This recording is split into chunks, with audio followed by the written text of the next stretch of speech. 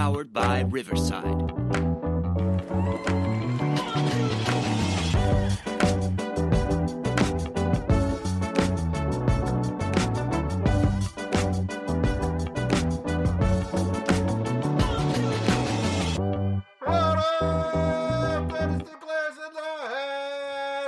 It's the Dynasty front office, and we are building you championships one trade at a time.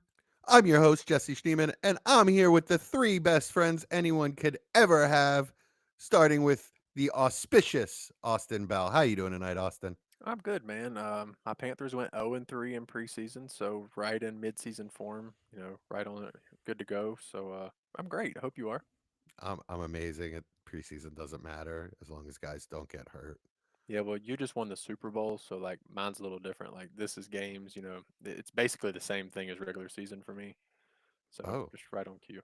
that's okay. That's I weird. forgot what postseason felt like, so this is kind of like, the precursor for me. Gotcha. Hope is important for us, Jesse. Okay. And For my us main man, lowly. Chad Normal Mendoza. teams.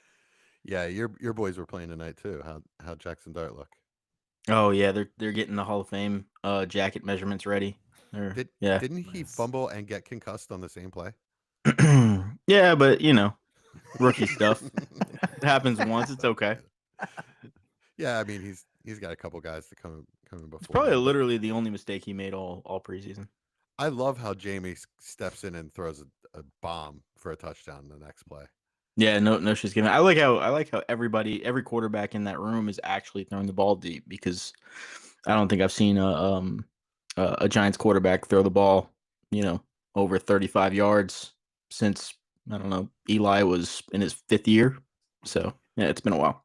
Every Russ attempt has been over 30 yards so far this preseason, I think. It does feel like it. Jeez. He's looked really good too. He got something to prove. Yeah, they keep hyping up the moon ball, so he's letting it loose. And but yeah, I'm doing good, Jesse. I'm doing good. I was moving on. I don't know how we got on the Giants here, but yeah, I'm doing good. I'm doing good. And Major Mike Casper, how are you tonight, Mike? Dude, I'm doing great. This is a great break. I'm ready for fantasy football, man. I'm just ready for it. Yes. Yeah, my boss was talking to me today, and he's like talking about how many preseason games are on tonight or whatever, and I was like, oh yeah, we're a week away from the Eagles Dallas, blah blah blah. He's like, calm down, buddy. It's 2 weeks. Yep. Yeah, it is 2 weeks. Shoot. But we do get to the 53-man roster next Tuesday. So that's a fun step for that'll be fantasy. exciting. That'll be a lot of interesting names. Waiver getting wire cut stuff, or traded, yeah. stuff like that. So we We at do least that have an next exciting week. Yep. Waiver wire stuff. All right, welcome in for our live Thursday nights. We're also available on podcasts the next day on Fridays most of the time. Mike, why don't you tell everybody where they can find us when we're not podcasting? Yeah, find us on YouTube and Facebook at Dynasty Front Office, and Twitter or X at Front Office FF. And we have the Discord. Come join our Discord. Give us your trade bangers or trade questions, and the link for that's in the description. So come on down, come on in. Yeah, and everybody says like and subscribe, but from what I've noticed so far, subscribe means absolutely the most. So wherever you're listening to us right now, if you could subscribe so you always get an alert and you always get a download, we'd really appreciate that. That'd help us build our brand and allow us to bring you more content besides just one a week.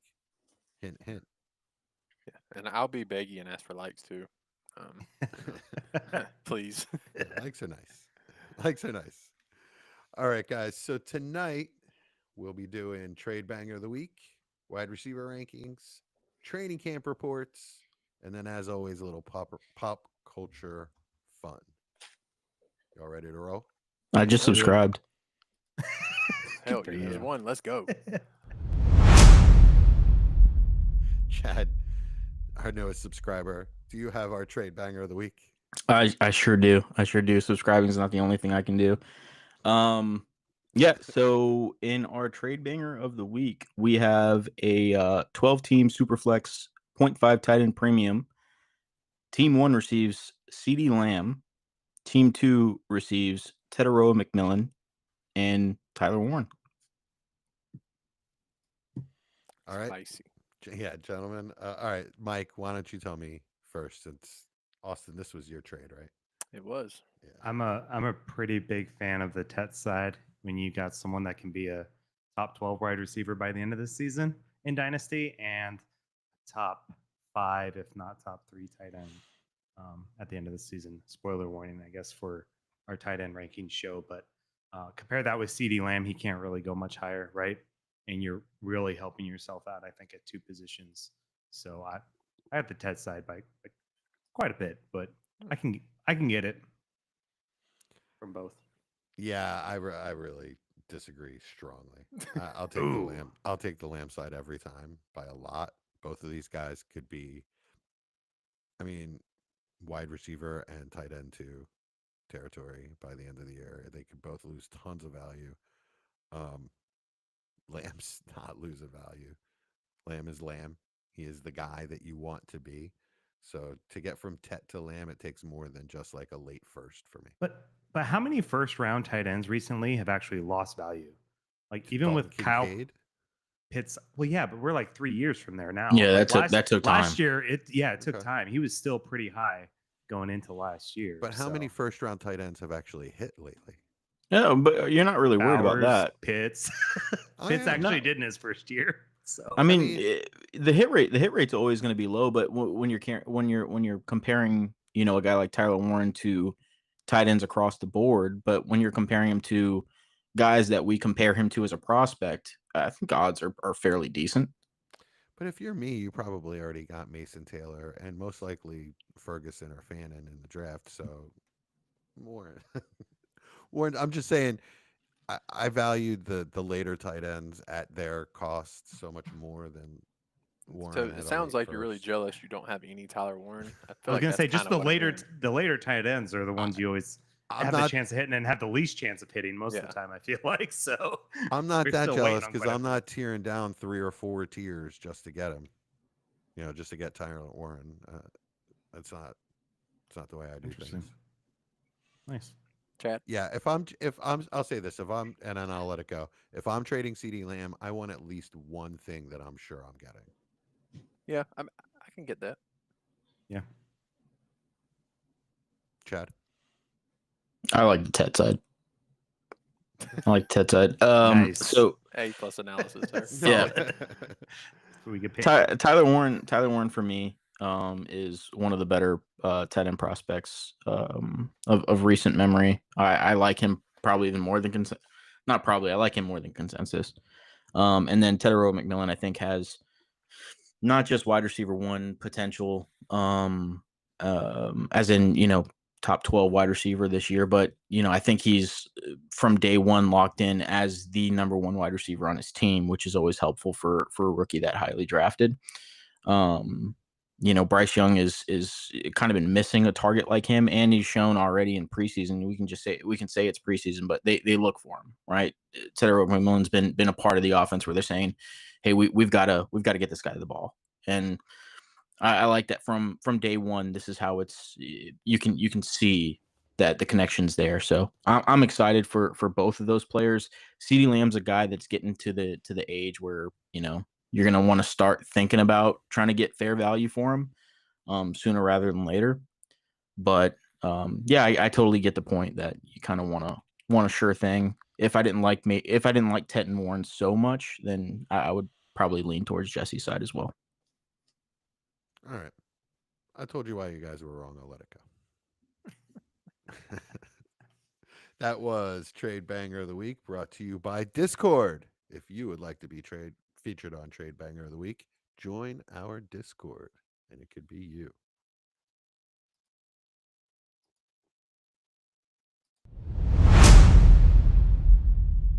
All right, y'all, you ready to jump into the meat of the episode? Let's do it. Do it. Yeah, let's do it. Wide receiver rankings. Austin, since you were introduced first, who are your top 5 wide receivers? 1, I have Justin Jefferson. 2, Jamar Chase. 3, Malik Neighbors. 4, CeeDee Lamb. And 5, Amon-Ra St. Brown. Chad? Chad, Muted, you're sir. muted. Chad? All right, how about you, Mike? All right, we're gonna go with Jamar Chase at 1, Justin Jefferson at 2, CeeDee Lamb at 3, Malik Neighbors at 4, and Amon-Ra St. Brown at 5. Chad, you with us? Yep, I'm here. Sorry about that, guys. Yeah, I've got Justin Jefferson at 1, Jamar Chase at 2, Malik Neighbors at 3, CeeDee Lamb at 4, Puka Nacua at 5. All right. So out of those top 5 guys, conspicuous by his absence in your list, Austin, is Puka Nacua. So just give you guys a little history on Puka Nacua. Um, it's, my dead cat's name was Puka, so that's kind of the running joke that every every time I didn't select Nacua in a draft, my cat's ghost was sitting there staring at me. So I have to call him Pukas just in honor of my cat. Austin, why do you hate him so much? Actually, no. I think my original question is: did you lower him? I did actually. Yeah. As much of it for anything being my 5 through 9 are in the same tier. I'm worried about the quarterback health and what that's going to do for his production this year. So being these guys are all in the same tier, I bumped him from 6 to 9, just because I think the 3 guys I have ahead of him are going to see tremendous production this year. So it's really all it is for me. Wouldn't have an issue if somebody put him at 6, or even if you wanted to argue at 5. But for me, he's at the bottom of that tier, and it's mainly just worried that Stafford's not going to stay healthy and what his production looks like accordingly. Yeah, I'm the same because I've got him outside of the top 5 too. Super worried about Stafford. That first big hit that happens, like, Yeah. what's going to happen? Like, they don't have the best line in the league. Plus, I mean, you can't deny Devontae Adams being there too. Like, I'm not saying he's going to take away everything, but Adams would be a 1 in most other situations, and he's still got it, whether you want to believe it or not, from what we saw from him last year. So he finished as a top 12 wide receiver still, and on 2 different teams. So, yeah, that with the quarterback situation, plus, honestly, Devontae Adams hates Jimmy G. If you watch The Wide Receiver on Netflix, man, like, he looked pretty pivotal in getting Jimmy G benched. So I'm not a fan of that situation if that's where that ends up going. But I've been higher on Adams probably than anyone on here. So yeah, I'm scared shitless. I mean, I'm really scared about the quarterback situation in LA. Oops, can't say that. Luckily, we have an edit button. Chad, what say you? Yeah, I think Puka is more talented than the guys I have behind him. So that's why he is where he is. I think he's supremely talented. Arguably top 3, top 4 talented in the league, in my opinion. So I think he's a more talented player at this point in his career. I would even probably say much more talented at this point in his career than Devontae Adams is going to be. Just my personal opinion. But I'm not really scared with guys that are that talented. I think they find ways to get production, especially when you've got another guy beside you that can also take away from coverage. Devontae Adams is going to be a guy that demands respect, just like Cooper Kupp was when he was playing with Puka Nacua. So I don't see too much of a reason to nick him on that one for me personally. But the Stafford thing does scare me a little bit. If Stafford was to miss a significant amount of time, then that could be an issue. But there's some other quarterback questions, with guys in this range as well, with Dak and CeeDee Lamb, right? So, yeah. For me, it comes down to talent, like you said. He's more talented than the other guys in this range, in my opinion. Maybe Brian Thomas Jr. could get there, but at this point, Puka has he's added the polish to his game so quickly and so purely, and like he talked about the things in the offseason that he needed to change. He needed to improve his hands last offseason. And then this offseason or this past season, he was insane with his catch radius. His hands were nuts.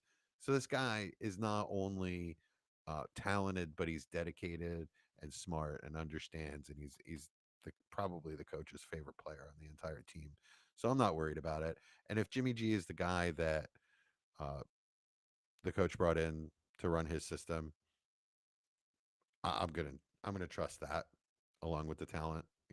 If I trust the coach and I trust the player's talent, then cross my fingers the quarterback situation works out. It's good enough for me. All right, let's move on to next 5, Austin, 6 through 10. 6, Brian Thomas Jr., 7, Drake London, 8, Nico Collins, 9, Puka Nakua, and 10, Marvin Harrison Jr. Chad?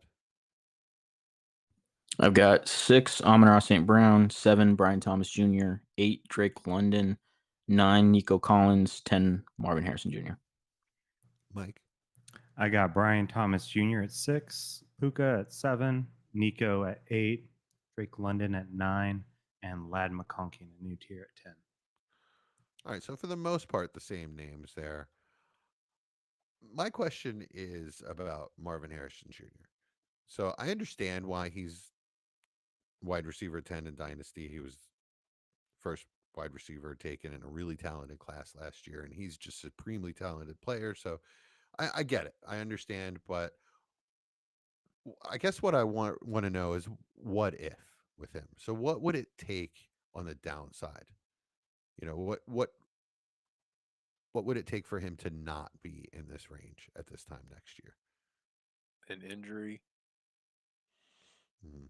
What are the minimum stats he needs to stay in the top 10? Same thing you did last year. What was it? Almost 908 touchdowns. If I don't see some kind of Yeah. improvement, then I mean, I'm talking like for the range for me is basically 10 through, you could even argue 15. Like, I think he could drop down to 15 to 16. It's kind of where if he doesn't have a great year, you could see him go there. Other than that, I don't see him dropping any lower than that. So, with the ceiling that this type of prospect offers in the dynasty community, is why he's at the top of this tier for me, because he has the ability to jump to 2 or 3 or even 1 in dynasty receiver rankings with a year that we believe as a player he can have. So having him at 10 with the year he had, like I said, I think it was like 880 and 8 touchdowns.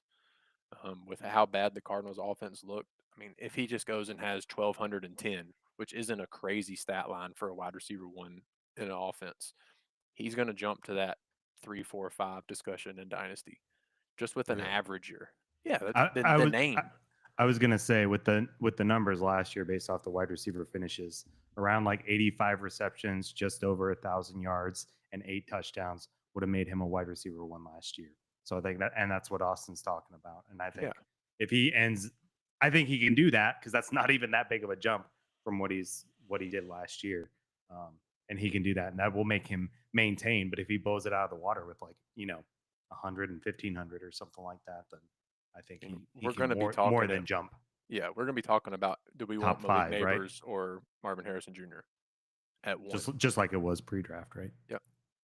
So that's why he's at the top of this tier for me. Yeah, so let's go back to Malik Neighbors. My apology. I meant to ask about him earlier. Chad, talk to me about Malik Neighbors and what we can expect from him this year and going forward as far as a ceiling. As far Yeah. as like a floor and a ceiling.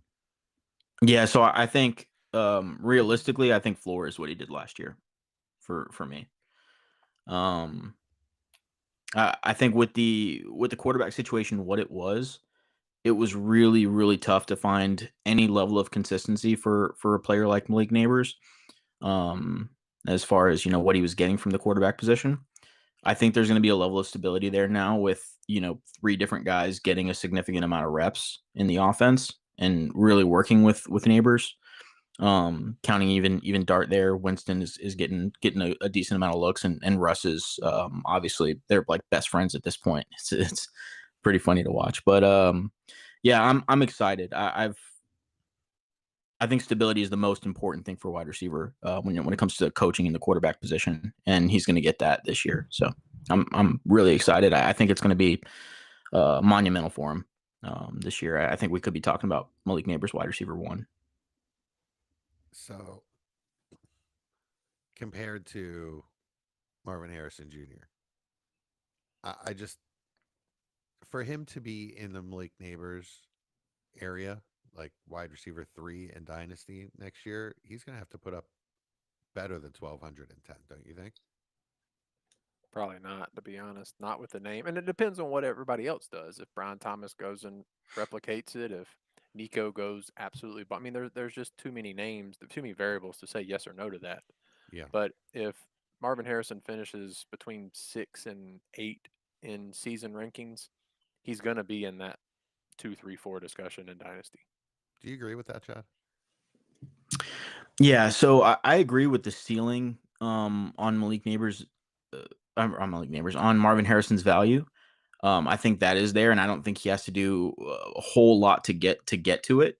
But if he doesn't do well this season, like let's say he was to have another 50, 60, reception season this year, I don't think, we're talking about a floor of like, wide receiver 15, wide receiver 16 in value. I think we're talking about wide receiver 20, 21, 22 in value. Just because there's so many really young name brand wide receivers in the NFL right now. Guys like Rashee Rice, guys like who else? Tedoroa McMillan that we're talking about, Rome Odunze, even guys like Devonta Smith, Jameson Williams, T. Higgins, any of those guys take another step. And Marvin Harrison doesn't, then we're talking about those guys kind of in similar ranges at that point.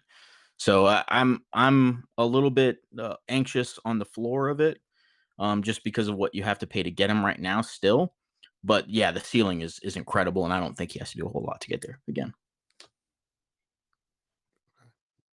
Okay, fair enough. Yeah, that's more along the lines of what I was thinking with Marvin Harrison. That he took such a hard hit this year in the Dynasty community. Maybe it's a little harder in the redraft because he was going in the first and second round last year. Yikes. And first in some redraft. So I think a lot of those people who play both are looking at him pretty side-eyed. But yeah, I think he needs to put up this year to actually prove his ceiling. To be honest with you, people forget that kind of thing pretty quickly. I mean, I want to bring up CeeDee Lamb. I don't know if y'all remember the start to his career, but it was basically 2 mid-range wide receiver 2 numbers, and everybody had him. Oh, I'm out. Kind of like what y'all are saying, that 17 to 20 range. And then the next year he was wide receiver 2 or 3 or 1 in one. in Dynasty. Yeah. So like Marvin Harrison Jr. is that type of prospect with that type of name, just like CeeDee Lamb was coming out. So that's why I would say it's dangerous to just call him out and say, oh, he should be down at 14, 15 now. Because with that kind of pedigree in Dynasty, that's all it takes is one good year. And all of a sudden you've got a guy that you can trade for anybody. So, it's a good comparison to me. I remember everybody talking about CeeDee Lamb can't do it. CeeDee Lamb hasn't done it. He won't do it. He's going into year 3, hadn't put up high end numbers. And then all of a sudden he did. Sometimes it takes a little bit longer. Heck, I think Image Day was 21 last year. I mean, I don't know if y'all remember 21, but I wasn't very put together. So, I understand he's a professional athlete. You got to do it, but there's a little bit of grace in here, in my opinion, especially with how ugly the whole offense was.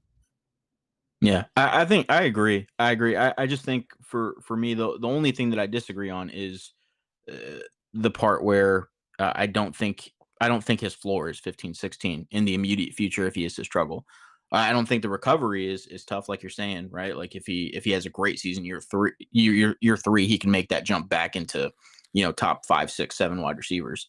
But there's just so many good players in the NFL right now, wide receiver. Yeah. So many good players. Many of them are either already 27, which at that point you're not going to jump into that. Well, I'm not talking about those guys. I'm talking about you guys named like 3 I of was the going to say 5 you you named mentioned were all T. 27 or Higgins higher. and all them. Yeah. It's not Devonta Smith, T. Higgins, Rashee Rice is going to have the suspension looming. So until that's handled, we don't know what to do with that. I mean, Waddle's 27. Okay, but what about guys like Travis Hunter, Tedoroa McMillan, Rome Odunze? That's 14 and 15 for me. So I kind of counted. Yeah, Emeka Egbuka, Jalen Waddle can also have a comeback season where he's in that.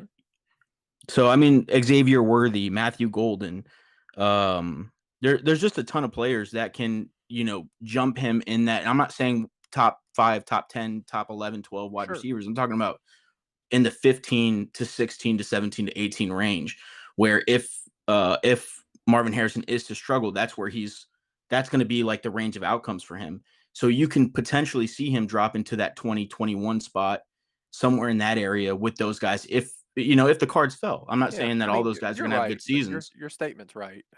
I was just kind of looking at my rankings currently, and there's just so many variables on those other guys that I assumed half of them wouldn't hit. Like between Adunze, Jameson, Abuka, Golden, Worthy, 2 of them might hit. So Garrett then you're right. Wilson, Like 17 is probably more of what I should have said. JSN. But it just I feel like he's such a safe name that there Yeah. will still always be somebody that is like, oh, I'll take him. I'll take that shot. Yeah, and what I'm saying is like purely consensus. Like I'm you're probably right. personally Makes going to have him higher, just because I believe in him as a player. But I'm talking about just purely what I think the general public is going to do. That makes sense. All right. So let's talk about some of these guys, 11 through 15. Austin, who you got? Jackson Smith and Jigba at 11, Lad McConkey at 12, Garrett Wilson at 13, 14 Terry McMillan, and 15 Travis Hunter. Chad? I've got Lad McConkey at 11, Jackson Smith and Jigba at 12, Garrett Wilson at 13, Travis Hunter at 14, Teteroa McMillan at 15. Mike? Marvin Harrison at 11, Garrett Wilson at 12, Ted McMillan at 13, AJ Brown at 14, and Travis Hunter at 15. All right. We got a lot to talk about. This is a spicy tier. Yeah. Garrett Wilson. Talk to me about panic level with the run heavy offense and field looking like crap in the preseason. 7 out of 10. And that Yeah. breaks my heart because That's what I everybody would on say here too. knows how much I love Garrett Wilson and believe the talent is like he deserves to be in that discussion with CeeDee Lamb up there at 3-4. He's every But bit man, as he talented. just can't get a situation to work. And then he signed the extension. We hoped that Fields would, be competent college QB receiver relationship, and it's preseason, as Jesse said, who cares? But God, it looks ugly. Chad, how sure are you that this is going to happen? Yeah, I'm really worried. I'm really, really worried. I honestly having him at 13 kind of worries me. Like every day that goes by, I'm like, man, I just want to drop him more and more. And not because I don't think the world of him as a player. It's just that, I say certain levels of talent can outweigh bad quarterback situations, and that is true a lot of the time. But when an offense is designed to avoid the bad quarterback situation, where I think they're going to run the ball a million times, it's going to be tough. Mike? Yeah, I'm pretty worried too. I mean, in the 6 games Fields started last year, he only threw 5 touchdowns. So that's got me pretty concerned. The good news is Garrett Wilson, even with Adams finishing as wide receiver 12, he still finished as the wide receiver 10 last year, which I think is pretty impressive. Yeah, and for how ugly that was. Whew. And who else is catching the ball in New York? Can you guys even name the wide receiver? Mason Taylor. I had to look it up. Mason Yeah. Taylor. Mason Taylor. Yeah, Josh Reynolds, Lazard, and Tyler Johnson and is their wide receiver. Yeah, Brees Hall obviously too. So Fields isn't good at dumping it off, but that's no, because he'll run instead, which is what has me a little bit worried. But if there's one thing that can save him, I think it is that. And what other playmakers do you have behind besides him and Hall? And but just paid him a crap ton too. So yeah, last thing you want is him disgruntled there. They need him to build their team, but. Yeah, I'm worried. Don't lie. I mean, won't lie. I'm still at like a 7 out of 10, like Austin said. Yeah. But I think he's still got a chance to end as wide receiver 1 this year, but kind of stay where he's at, to be honest. Would you guys be shocked if he threw the ball like 16, 17 times a game? Nope. No, not in some game scripts. If the defense can hold on, it would not shock me at all. Now, that's what I'm worried about, because I think that's Garrett realistic. Wilson might get 10 of those targets. Yeah, and he might go 5 for 55 and get a touchdown every once in a while. But like, if Garrett Wilson wasn't so talented, it would be a 10 out of 10 worry skill, to be honest. Like he does have Tyrod behind him, which I think he's at least a competent backup. That'd be better, compared to some of the other ones. So I mean, if things start going really bad and he gets benched this season again, I think it can actually improve. To be honest, Tyrod's not good enough to really carry an offense, though. But it's not about carrying the offense. He can carry 1 or 2 fantasy assets, I think. Yeah. I mean, the deal is, he did fine with neighbors, right? I mean, it's just about getting a quarterback that is comfortable throwing the ball 30, 40 times a game without, the costly mistakes. And Tyrod's not going to do that for you. So, I mean, not give away the ball a million times. So I would probably like that for fantasy better. Obviously, it's best case scenario that Fields figures it out, but Yeah. um, It does Well, sound like we absolutely hate him, and I want to believe yeah, he can yeah. do it, but God, this preseason did not help me at all believe. well, the good I thing just don't like is- when a quarterback looks so scared and Yeah. nervous, and he just looks scared and nervous. He does. He can't process. He looks and, like yeah. Bryce did the first 2 weeks last year. Like He's it just, reminds me so much of it, which is a scary thought. like, I hate it for him because he's gone from coordinator to coordinator to coordinator. So I just feel like he's never gotten used to anything in the NFL, like a regular Yeah. preseason, regular season, next preseason, Yeah. improve on things. It's just different people telling him different things all the time, and he just can't process it for whatever. had Chicken some- or the egg, though, right? Like, is that his fault for not being a good quarterback that he has Yeah. $1 million offensive coordinators, or is that? He's had I some mean, bad coaching. Yeah, I It's don't tough because we would have said the same thing about Baker. Yeah, And look, Yeah. Baker figured it out and still doesn't have consistency with the coordinators. He's got 3 different ones going to Tampa now for 3 years. yeah. So who knows? Yeah, but I mean, Fields has also gotten retreads for coaches, right? Yeah. Whereas Oh, it's Yeah. Bakers are getting promoted to head coaching Yeah. jobs, so there's something seen there. But yeah, no, who knows? Who knows? If somebody does, they'll get rich one way or another. Like Yeah, right. We Yeah. don't promote gambling on this podcast, but if you knew what would happen with the Jets, you could be a very comfortable position after this year. That's the other thing we have to mention. I know this is not very like a very statistical analysis or anything, but also it's the Jets, right? So That's Jesse's favorite line. It's the Jets. Well, the good news is situations change really fast in the NFL, and there's Yes, a they lot do. of good quarterbacks coming out next year. And doesn't necessarily mean the Jets have to be, because I think the Jets might be middle of the pack, Mhm. just because Aaron Glenn, I think, will bring a level of responsibility, and there's a lot of talent on the defense. But even with these young quarterbacks coming in, it's going to displace some other quarterbacks, and I just think that there'll be enough out on the market that the Jets will be able to land somebody competent, somebody that can just produce a good season out of Garrett Wilson. Yeah, At least that's all one we're season. asking for. And Brees. We've been saying that for years, though. Give me well, Brees the and Garrett the Wilson. Jets will find another young quarterback to ruin. They'll do it. That is true. All right. Who else in this tier? Hold on. That's it for this tier. Let's move to the next tier. Actually, the next tier is where we have all the names. Okay. At 16, I have AJ Brown. 17, Rashee Rice. 18, Rome Odunze. 19, Devonta Smith, and 20, T. Higgins. Chad. At 16, I have AJ Brown. At 17, I have Roma Dunze. At 18, I have Rashee Rice. At 19, I have Devonta Smith. And at 20, I have Jameson Williams. And Mike. At 16, I have Roma Dunze, 17, Rashee Rice, 18, JSN, 19, T. Higgins, and 20, Devonta Smith. Mike was the only one in the neighborhood of AJ Brown. But that's not what we're here to talk about. Really, I We want to can talk... if you want. We can absolutely bring this discussion up. No. He's not one of our names. I want to talk about Rome. And there's 2 things that can be true about Rome. He could be set for a breakout, yet he could still be a wide receiver too. Yeah, this is he's so tough to gauge. Like we all liked him. I know Chad was extremely high on him. There's just so many variables and outcomes. It's kind of why he's at the bottom of this tier for me, which is from 14 to 18. I just don't know what to expect with that offense. I mean, he could be the number 1 target, or he could realistically be the number 4 target, and I don't think anybody would be shocked. So there's just too much here for now. So I'm playing it safe with the Chicago guys until we see something happen, and I may miss some value here and there and have to be okay with it.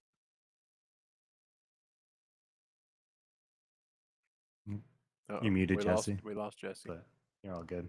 I was just gonna say for Rome, I listen to a lot of different podcasts, especially Colin Cowherd, who's based out of Chicago, and from some of the really deep reporters, like this coaching staff just loves Rome and what he's done this offseason.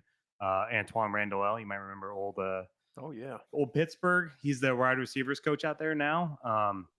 Got a good quote from him in training camp about Rome. He said he can be a Z, he can be an X, he can run routes, he understands the offense. When you understand the offense, we're going to put you in different spots. So I'm probably higher than most, I think, on Rome, and I think he's. I don't know. I loved him since last year too, right? I call him Doomsday. So, Yeah. and last year, I mean, he did have some 10. He had 3 10+ target games, so I think the possibility is definitely there. And it was good to see Caleb at least look competent with the scripted first drive that he had last preseason game. So Yeah, it did. it's good to. I think it's going to be a learning curve, but great division too, high scoring division. So I mean, I think Rome will get his opportunities. Yeah. I'm as Austin was saying, really, really high on Rome. I love Rome Odunze. If Rome Odunze is the 4th target on the Bears offense, I would be shocked. Because I think he's the most talented player on the team, personally.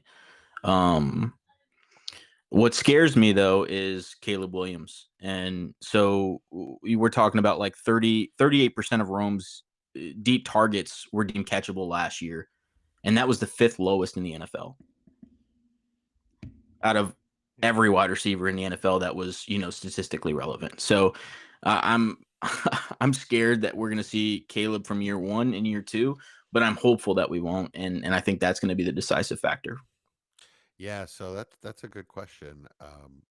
How long of a leash does Caleb get? It's a new coach, but man, they put a lot of resources into Caleb Williams. So Yeah, I mean, he's going to get this year for sure. And well, yeah, he's going to get this year and I don't know. They next. re-signed Yeah. Badgett to a 2-year deal. No, I'm just kidding. His backup, but yeah, no. That's so he doesn't leave and join the professional arm wrestling circuit.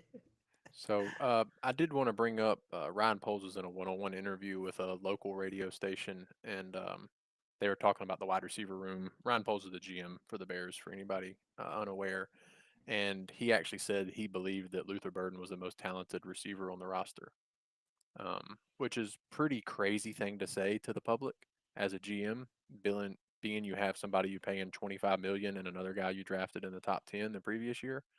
Um, that being said, uh, that's kind of why I say we just don't know what we're going to get. We don't know who they're going to scheme targets for. We don't know how it's going to be.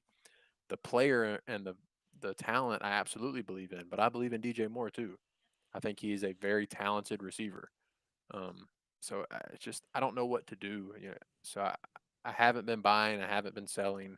It's just a little worrisome here. And then you add, like Chad said, Caleb's inconsistencies last year. I just don't know what we're going to get. So it worries me, putting him into that 15 or higher range, which is why he's at the bottom of this tier. All right, Austin. Real quick, just to comment on that, because that quote is wild. It is. If he believes Luther Burden is the most talented wide receiver on the Bears right now, then he's an idiot for drafting him where he did and not trading up to get him. Well, that's reading the room. That's reading the other GMs. You take the talent where you believe they're going to be taken. That's what you do. That's how good GMs So great. he thought that this guy was better than DJ Moore, better than Roma Dunze, and then he said, "You know what? I don't think any other GM will come get him, so we'll just let him fall." I don't believe it. I don't believe it. It might have been to light a fire under Luther Burden, maybe. Yeah, I mean, I just personally, that doesn't make any sense to me. He said it, of course, but it just doesn't make any sense to me. That's like we're the front office podcast, right? So this is front office speak. Let me interpret the front office speak for you. Yes, it's number one. Luther Burden it's been on record as people saying that he's the type of player that needs to be pumped up with confidence. And also, I think it might be to light a fire under DJ Moore. Oh yeah, I'm not the most talented wide receiver on this team, and maybe Rome Odunze as well. So yeah. I don't think he really believes that. I think I think he's just playing games with his players' minds. If it was even like the 16th, 17th, 18th, 20th pick, I'd be like, okay, that's believable. Like maybe he's like, oh, I think this guy will fall. But the 39th pick of the draft, you thought was more talented than your all-pro wide receiver? Like, I don't believe it. It might not be hard. I mean, it might not be easy to, play with somebody's minds. For us, I'm in my 50s, you guys are in your 30s. Like it was said earlier, these guys are in their early 20s. easily manipulated, especially by coaches and front office people that they respect. So, um, yeah, I fully think that that's what it was. And at the time, I fully thought that that's what it was. Luther Burden missed a lot of camp with injury. I doubt very highly that he's up to speed and that he's going to command targets over these other players. Yeah, well, I mean, he's going to be scheme targets year one, I would assume. Looking at what they have everywhere else, Yeah, he's he'll going be to be gadget the guy. that's what he should be early on to begin with. Being they have DJ Moore and Roma Dunze, and Cole Kmet and Colston Loveland. So, we should expect him to be the gadget guy, which is just fine for year one. But it just, to me, like I said, it just adds a ton of variables, and it worries me for year two production for Rome, even though we all believe in the player. I get what they were kind of trying to do, but if it were me, I'd have waited and taken Savion Williams just later. Oh no! Well, that's a You hate ridiculous Luther statement. Burden That's a anyways. ridiculous So. statement. That's worse than Ryan Poles' statement, Mr. Front Office Speak. That's ridiculous, dude. That is You could have said any player, and you went with Savion Williams. All right. So we have Rashi Rice in this tier. What worries about me? What worries me about him is Really? the low ADOT, the very specific usage versus the team outwardly saying they want to be more explosive this year. Mahomes being a more explosive type of quarterback. Well, being the quarterback of a more explosive type of offense in the past, where they used to run all goes when they had Tyreek and Demarcus Robinson, all those guys.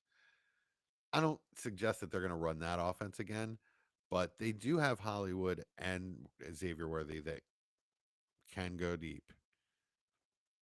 Are we so sure that Rashi Rice is going to have this role? And while he's out with suspension, is Jalen Royals going to take that role from him? All right, let me give you some Chad analysis right here. To your first question, yes. To your second question, no. Now, Chad, please give me some good advice here. Yeah, Rashi Rice's role is his role. I mean, That's wide receiver on the Thank team. you. Yeah, his role is his role. You watch the games, you just see exactly what they're doing. Nobody can stop it. He's playing, a really good impression of Amon-Ra St. Brown, and I don't think there's anybody else on the team that can do it. Yeah. At the end of the day, right? The point of the offense is to score points and then number two, get first downs. So I don't really care where the ADOT is. If Rashi Rice is getting him first downs, they're going to feed him the ball. That's just what he does. And I don't think there's anybody else on that offense that can do that. And they can say they want to air it out all they want. I mean, yeah, we've seen Mahomes do it, but their offense now is what their offense is. Like, it's very efficient. They burned, like last year, they burned the clock. That's why they had so many close games, is they were just first down after first down after first down. And that was even without Rice there. So, obviously I'm worried about the Rice situation, right? The suspension was supposed to be at 8 games, but now they're fighting back about it. So it's probably going to be 6 from what I've read and what I've heard. But I'm just hoping it's not the middle or back end of the season. That would absolutely suck. But he is the wide receiver one there, and I probably like Worthy more than most. So, but he'll be the go guy. They'll air it out to. That's Worthy's job. And to answer your question, Jesse, no, I don't think. What's his name? Royals can take Rashi Rice's roller job. I think Jalen Royals is extremely underrated. Go ahead, Chad. Yeah. So the other thing is, I think having 2 competent perimeter players that can stretch the field is probably best case scenario for Rashi Rice. That's going to open up his role even more. So it's not like we talk about 2 things can be true, right? Yeah, we can have more talent on the offense and maybe a little bit more versatility as far as being able to get the ball deeper down the field, but also that can improve the efficiency of Rashi Rice and his role and what he does in that offense. That's a good point. I guess, and sadly, Hollywood can't stay healthy, so yeah, I won't count on him anymore. Yeah, as much as I'd love to see it. Worthy looked better at the end of the last year and in the playoffs and against the Eagles backups in the Super Bowl.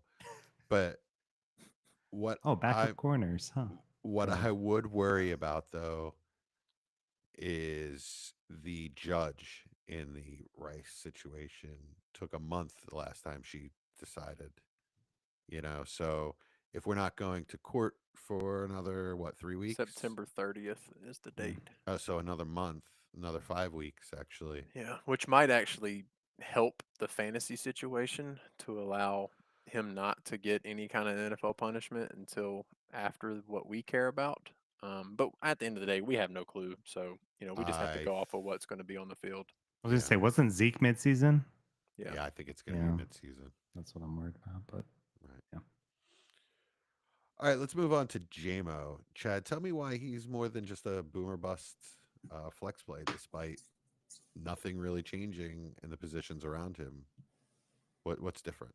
Well, I mean, a lot has changed. Last year was his first time as his first year as a full-time starter in the offense.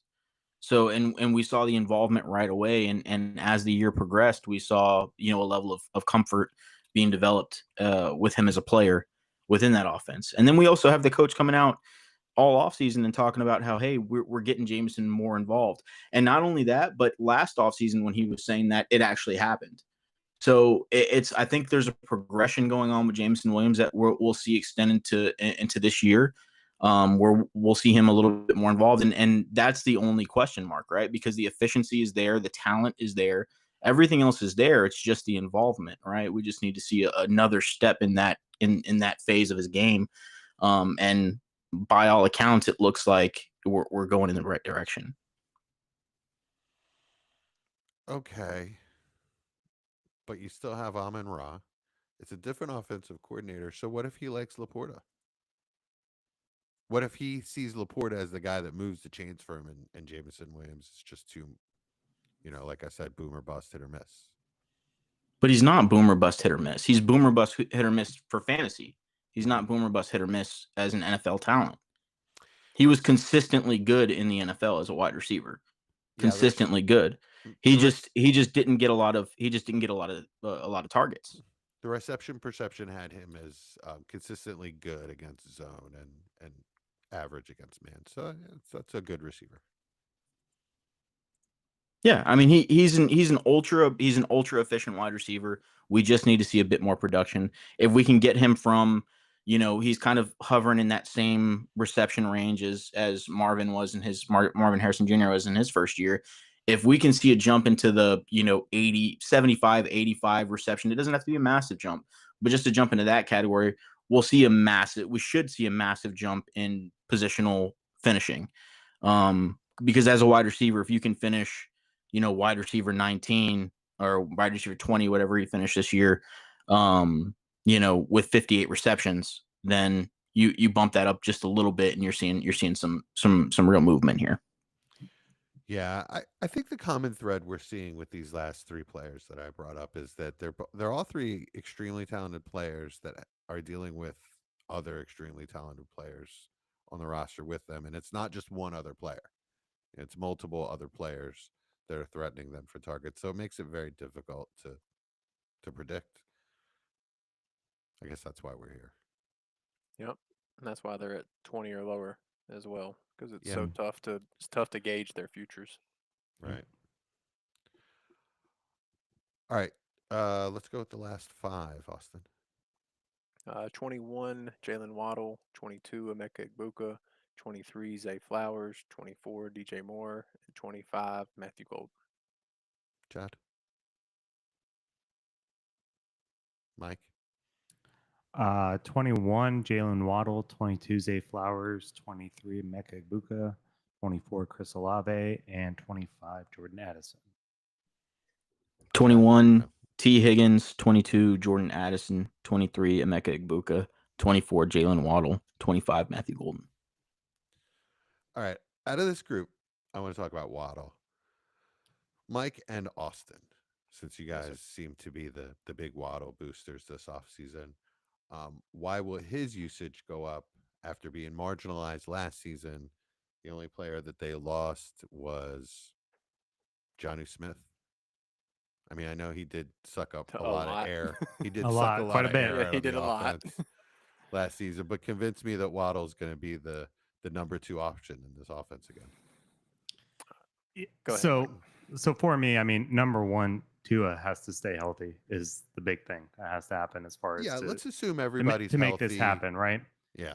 Number two, I think their defense is going to be garbage, and I think they're going to be airing that a lot. Because if we go back to the 2023 season, I know we're talking 2024 here, but 2023, the Dolphins had the most yards per game at 401. They had the most passing yards in the league, and they were number two at points per game with over 29 points per game. And nothing's really changed to that offensive ecosystem, right? And say Mike McDaniel got figured out a little bit, whatever the case might be. But also, when Tua came back after week 8, that's when Waddle had his 2 wide receiver 1 weeks. So he really needs Tua just to stay healthy. Like it's kind of, what we were talking about earlier with Tyrod and the Jets situation, right? If you don't have a competent quarterback that can get these really elite players the ball, and I think Tyreek and even Waddle could go into that, then it's just not going to look pretty. But I kind of trust the Mike McDaniel offense more than I do the Jets. Okay, fair enough. Austin. Well, Jesse, you said if we're pretending that everybody stays healthy, Yeah. that's all I need. If you're going to tell me Jalen Waddle stays healthy and Tua stays healthy, he's going to smash his current value. There's really that's the only variables I have in it. Like Okay. last year, he was hurt all year. I mean, I think he got hurt week 1, or it might even been preseason. Who, Waddle? Yeah, Waddle, and Oh, he okay. just had nagging injuries throughout the whole Nagging year. injuries, You could yeah. see like he didn't look anything like the Jalen Waddle we've watched any other year in his career. So, from everything I've read, he looks extremely healthy right now. He's just such a good player. I mean, he came in the league and put 2 wide receiver 1 seasons up back to back, and one of those, yes, was with Tyreek. So it's not like he can't do it with that. Just if you're telling me they're going to stay healthy, then I have him too low at 21. That's how I feel. Okay. Fair enough. Fair enough. I mean, we've seen it before, so really hard for me to argue. All right, I really only have one last name that I want to bring up.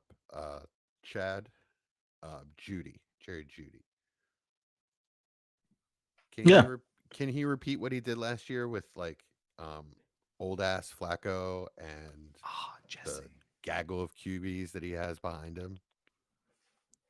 I mean, it's going to depend on the quarterback situation. Obviously, we've seen the lows of Jerry Jeudy. We've seen some flashes of talent and some incredible passes of play.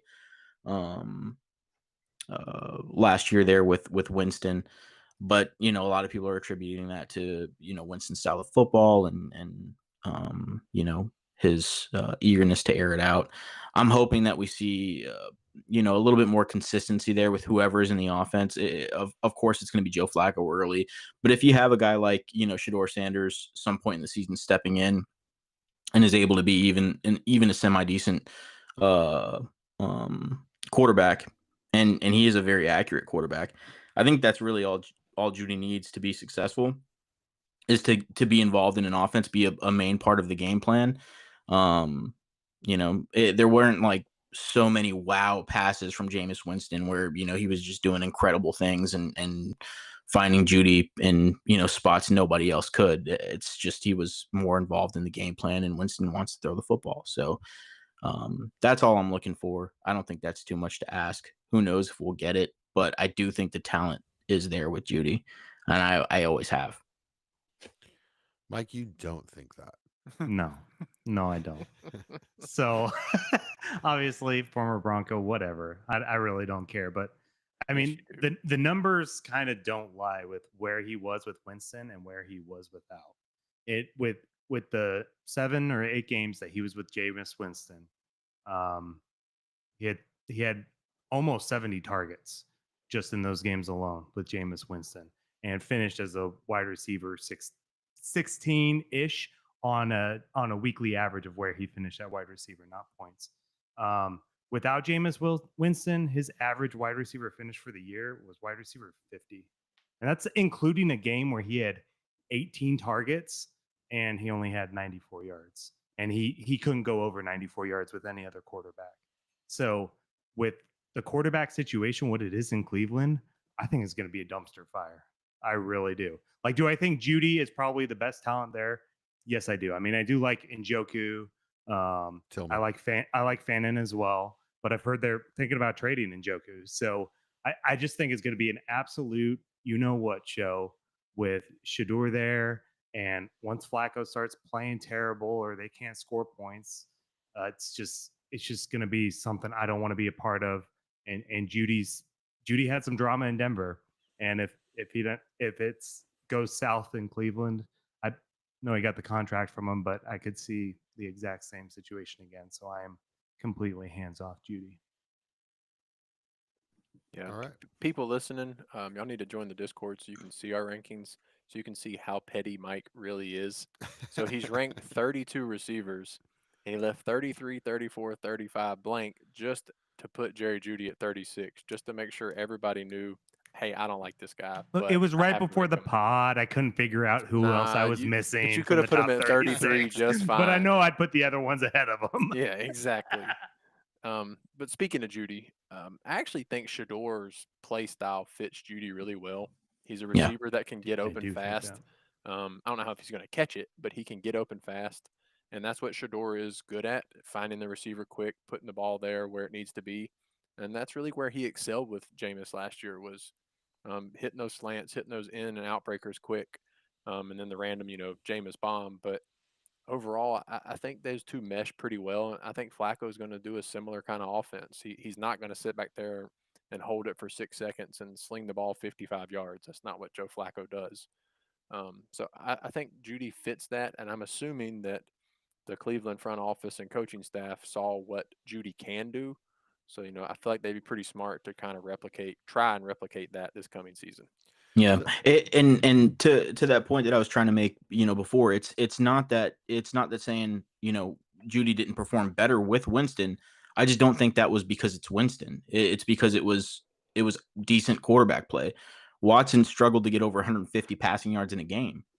Like they were so bad with Watson.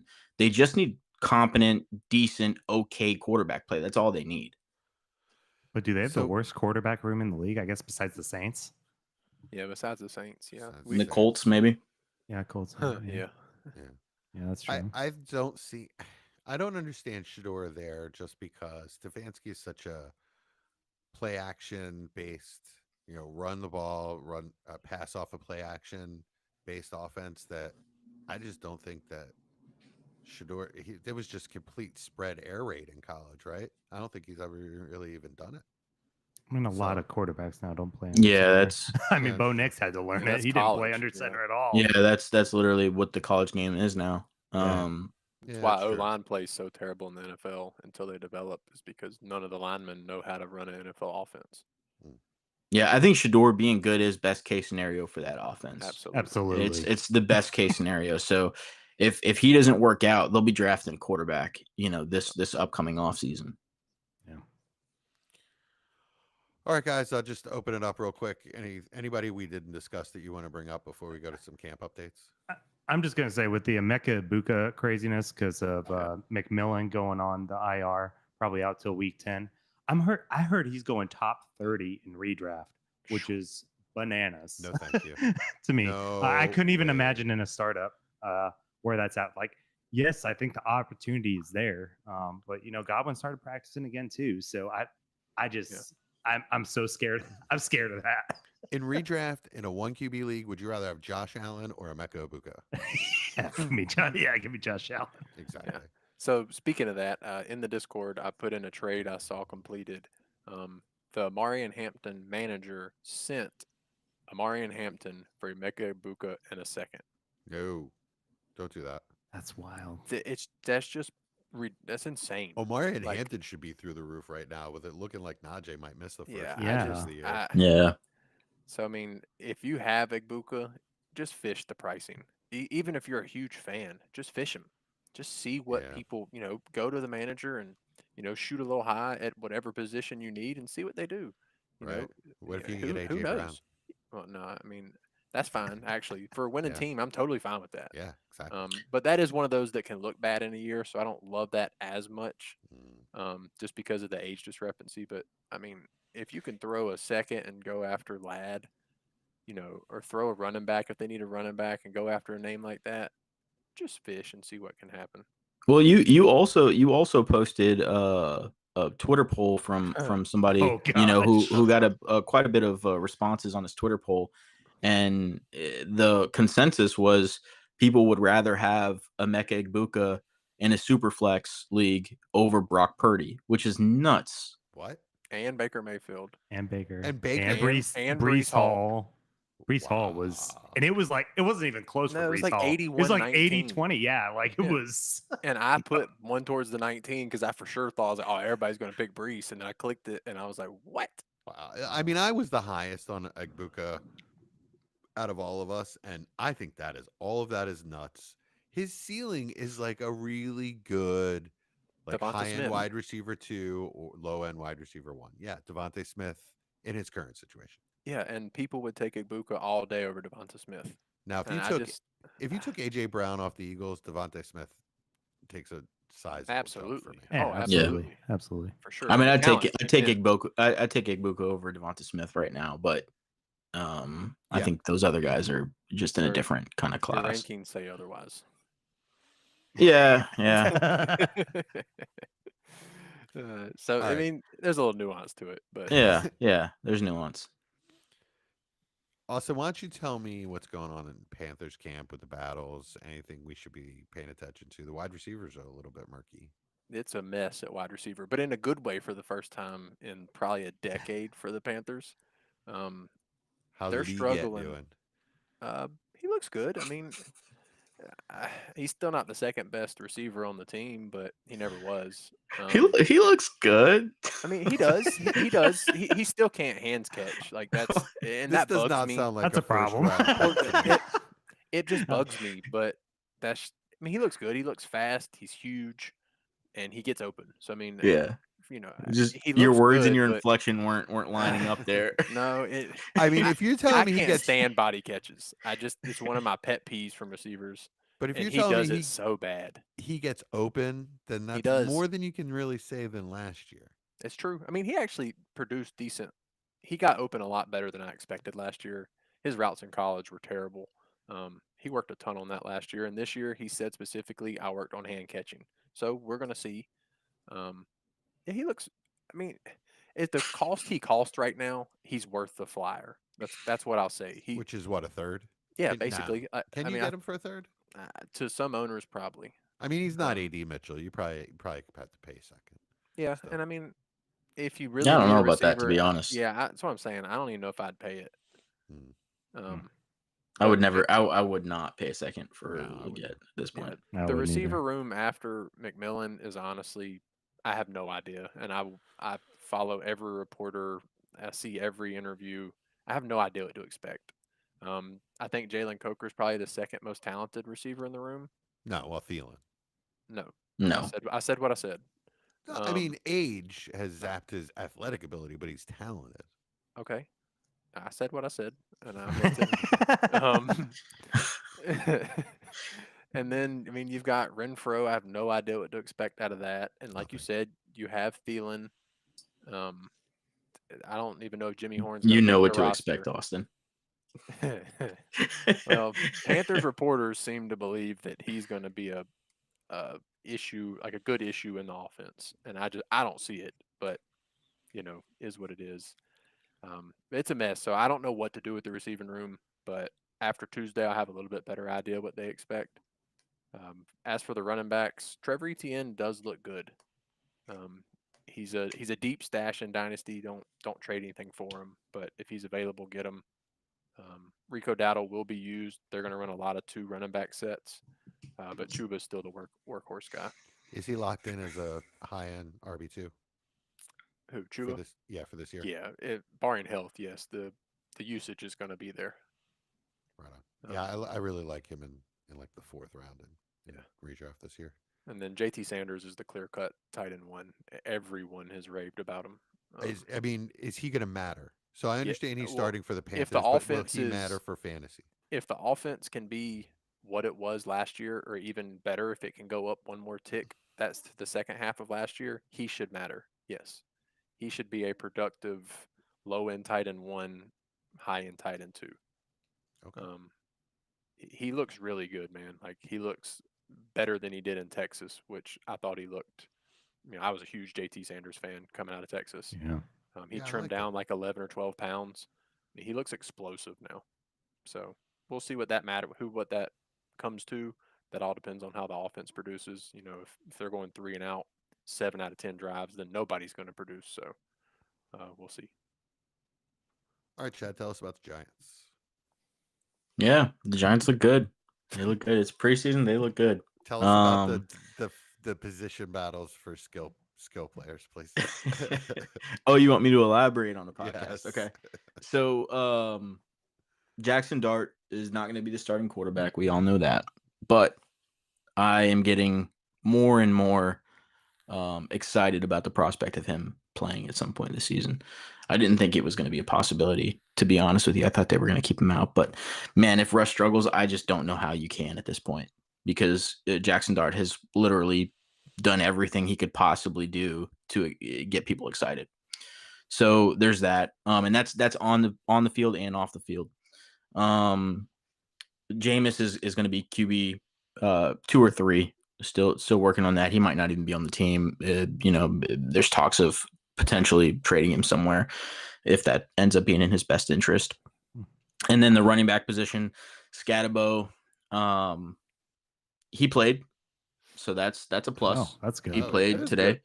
Good. He didn't look great, but also didn't play a lot. So I think he had 4 or 5 rushes. I think he got 8-9 yards or something like that. So, yeah. We'll see how that goes. Tyrone Tracy is the RB1 in that offense. I think he's gonna get a significant workload there. Beat reporters are saying something around 75-25 is probably going to be the split. And then the wide receiver battle, there really is not a wide receiver battle. It's Malik Neighbors and everybody else at this point. Theo Johnson, everybody's been raving about him, so that's good. But the main thing in this offense is going to be quarterback play, and seeing how that goes. The offense will go as the quarterback goes. All right, Michael, tell us about the Denver Broncos. Yeah, lots of hype coming out of Broncos camp. So obviously, you guys saw they traded Devon Vele, which I know sounds like no news, but he was going to be on the roster.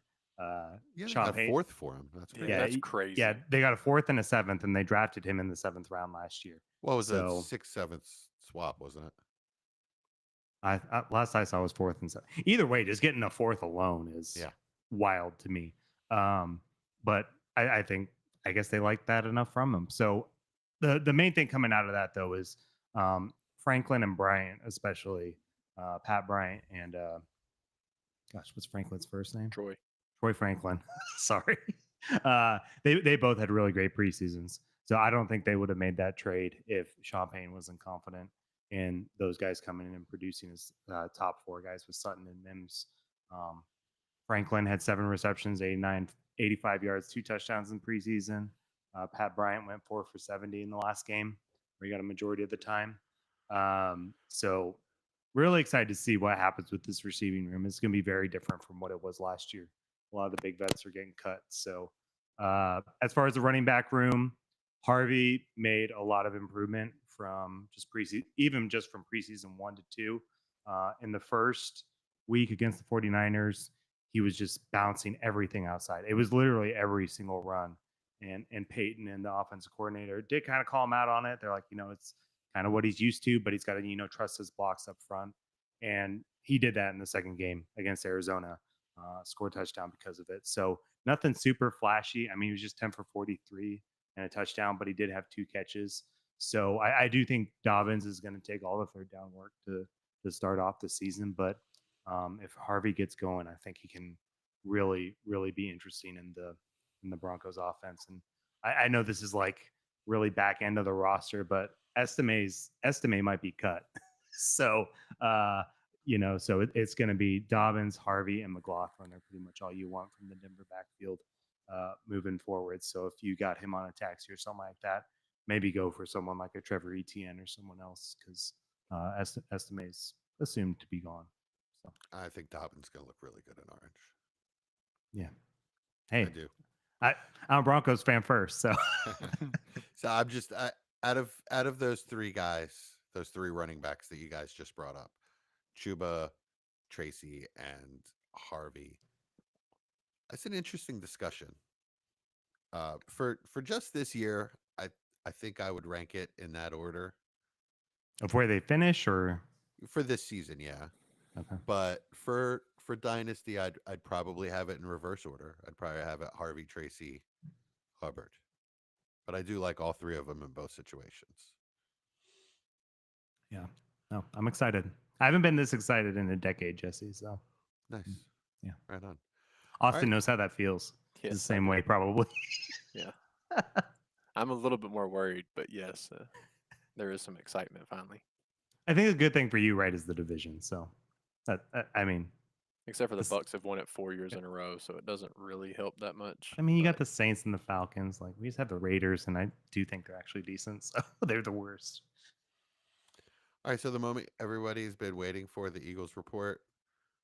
Really, all I have is Tyler Steen as the right guard. He looks great. Offensive line is going to dominate again.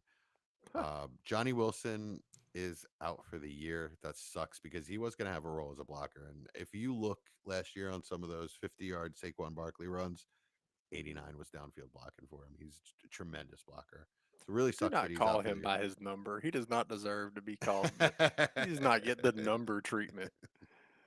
But he was, I mean, he's really making strides. He's made some amazing contested catches in preseason, but not to stay on him too long. Yeah, he was definitely going to end up wide receiver blocker 1 Yeah. this year. Does get me good points in that In the one. Pancake Yeah. League. So you've told me about a right guard and a blocking Yeah. receiver that's I mean- hurt. What do you have for me, Jesse? Are they going to Eagles- throw I the mean, ball really- more, Jesse? That's the real question. Are It's they going really to throw tough it? because the Eagles' positions are all set. They traded for Mechie. He'll now be the wide receiver 4 behind Dotson. Dotson actually had a huge camp, so he is cemented as the 3. There's absolutely no way that anybody is going to be the 3 other than him.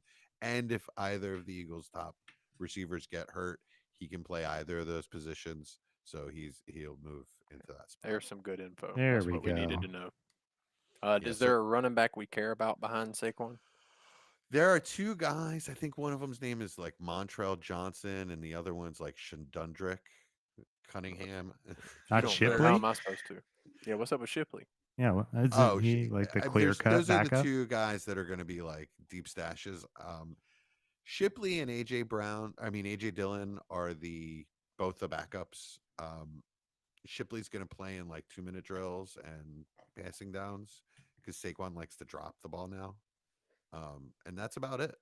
Dillon will come in if it's short yardage and Saquon taps his helmet or something like that. He's going to But- make the roster.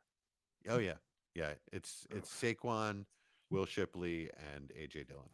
So AJ Dillon and Will Shipley, you can consider both.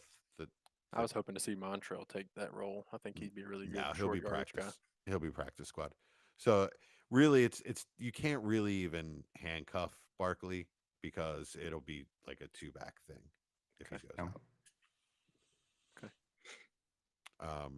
Tight end, Grant Calcaterra. If anybody ever thought he was ever going to be a thing, he's gone. It's Dallas Goedert and Kylan Granson.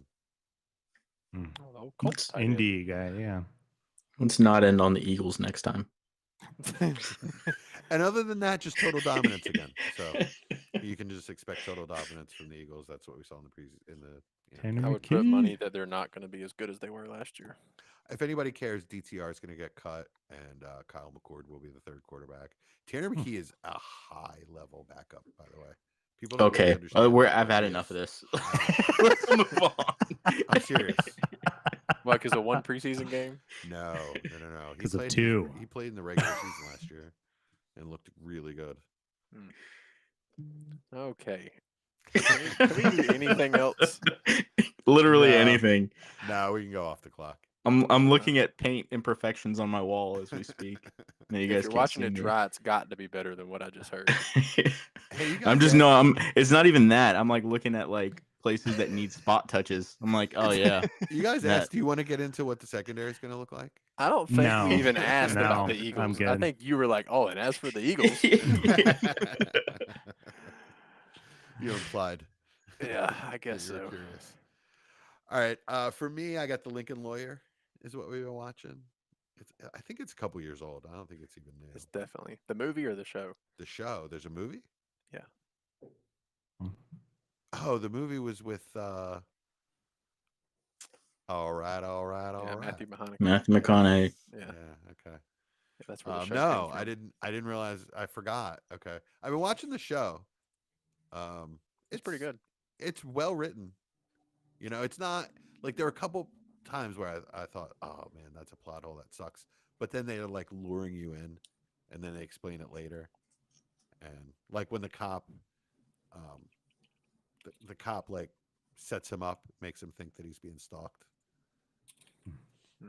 You know, it looked like the guy that was like stalking him was a little obvious about it, and that's why he was just there to scare him. But anyway, yeah, it's a good show. It's a good mystery. I like a good mystery, so don't tell me I haven't finished yet. So we'll see how it ends. What you guys Mike? got? I don't really have a whole lot this week, to be honest. Like, still watching Twisted Metal. I got one episode to go because they're dropping 2 at a time every week. I don't know why that is.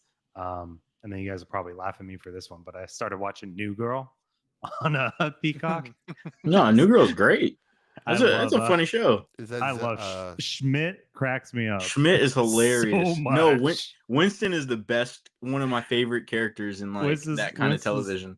Winston's Zoe great Deschanel? too. Is that who that is? Yeah. Okay. Yeah, Zoe Deschanel. It's a really good show. I don't know. I was watching How I Met Your Mother, but that every episode just started getting the same after like 4 seasons. Yes. So I had to watch something else, and I saw New Girl, and I was like, oh, this looks kind of funny. And I watched the pilot episode, and I was like, okay, this is freaking hilarious. Yeah. So New Girl is objectively better than How I Met Your Mother, and I do like How I Met Your Mother. Wow. Like, okay. That's a big statement. I That finished is a How I big Met Your statement, 'cause Mother, I met- and How just I to let Met- you know, Mike, it's a letdown how he met his mother. Yeah, it is. yeah, God, man, I've I heard love that. that I show. still don't know the spoiler, but yeah. No, I haven't. I seen won't it say yet. anything else. It was just a letdown. I've Jesse, watched it's the like whole 8 show. seasons, and I still haven't gotten there, man. Yeah, So it's 8 or if 9, you yeah. haven't started now, you probably never will.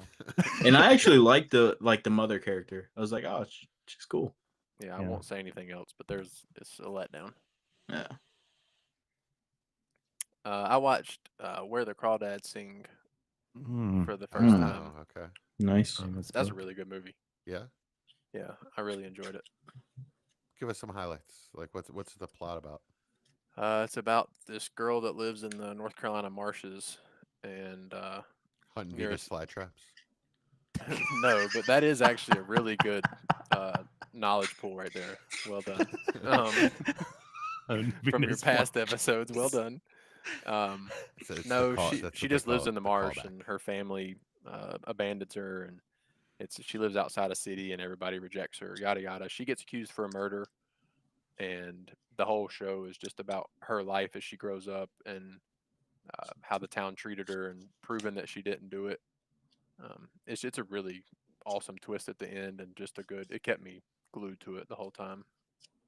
I Okay. enjoyed it. When was this? When was this set? The 50s and 60s. See, that's what I don't get. Like, if you're in the 50s and 60s, the age before the internet, and you get accused of a murder, just move. Just get out of there. Just be like, all right, well, this town's kaput. I gotta go 2 Yeah. towns over. Like, Yeah, Jesse, what were the 50s and 60s? I knew Yeah. this was yeah. coming. Explain to us the barriers to travel in Well, the 50s, Jesse. I'll explain to you in this way, as Austin would know if you were living in North Carolina in those days, you didn't even have shoes, let alone a car to get to the next town, so you just had to stay put. She didn't have shoes, ironically. Yeah, not coincidentally. And see, Jesse- less stuff she Jesse had to grew up carry with without her. shoes. Jeez. Yeah, she was lighter for the trip. No, you can't walk through the marshes. The gators, the cottonmouths will get you. The gator and the Venus flytrap's going to get you. Venus flytraps. But yes, it's really good. I wouldn't have thought I liked it, but I really enjoyed it. What platform did you watch it on? Or streaming? He doesn't. Oh. Yeah. Sorry, sorry. I keep always forgetting, and I want to know NFSW. where to look for it. Yeah, There's something we can't It's talk on- about it's on on Hulu. the podcast. Hulu. Okay, good, Yeah. good. Chad, you got anything for us? Yeah, let's deviate from Austin's illegal activities. Let's I cut didn't that, say a definitely. Definitely cut that. So I've been watching the new Dexter. Have you guys seen this? I've heard No, about but it. I've heard of You it, have to have yeah. like a premium to watch it. And I'm Really? like, what? Or- Yeah. Yeah.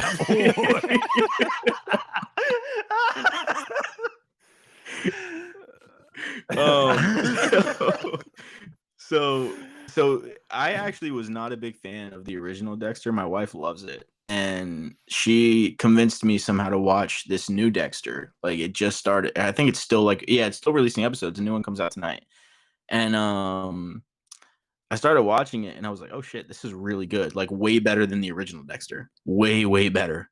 So it's actually a really good show, and you don't have to have actually watched the original Dexter because I didn't watch all of it to understand it. So it's pretty awesome. The acting phenomenal. Like some of the serial killers and stuff in this version of Dexter is they're phenomenal. It's pretty awesome.